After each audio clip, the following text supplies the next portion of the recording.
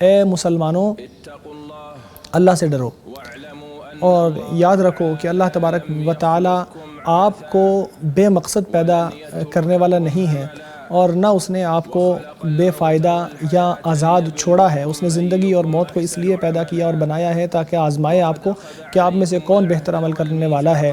آپ پر اس نے وعدہ لیا ہے، میثاق لیا ہے کہ آپ اس کو رب مانو گے، اس کی توحید کو اختیار کرو گے۔ اللہ کا فرمان ہے جب اللہ تبارک و تعالیٰ نے آدم علیہ السلام کی پشتوں سے سب روحوں کو نکال لیا تھا اور ان کو اپنے اوپر گواہ بنایا تھا یہ کہہ کر کہ کیا میں آپ کا الہ نہیں ہوں، تو لوگوں نے کہا کہ ہاں ہم گواہی دیتے ہیں اس بات کی۔ ایسا نہ ہو کہ قیامت کے دن تم یہ کہو کہ ہم تو اس بات سے غافل تھے، یا یہ کہو کہ ہم سے پہلے لوگ شرک ہی کرتے تھے اور ہم ان کے بعد آنے والی ایک نسل تھے۔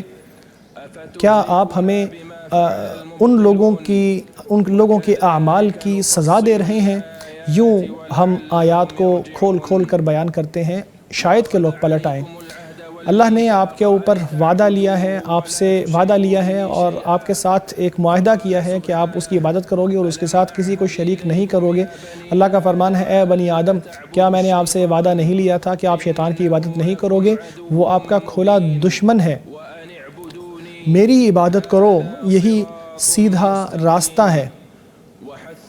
پھر اللہ نے آپ کو نصیحت کی اور آپ کو وصیت بھی کی اور آپ کو اس چیز کی ترغیب دلائی کہ آپ بھلائیاں کریں۔ فرمایا کہ آؤ میں آپ کو بتاؤں کہ اللہ نے آپ کے اوپر کس چیز کو حرام کیا ہے۔ ایک یہ کہ آپ اللہ کے ساتھ کسی کو شریک کرو، پھر والدین کے ساتھ حسن سلوک کرو، اپنی اولاد کو فقر و فاقہ کی وجہ سے قتل نہ کرو، ہم آپ کو بھی رزق دیتے ہیں ان کو بھی رزق دیتے ہیں۔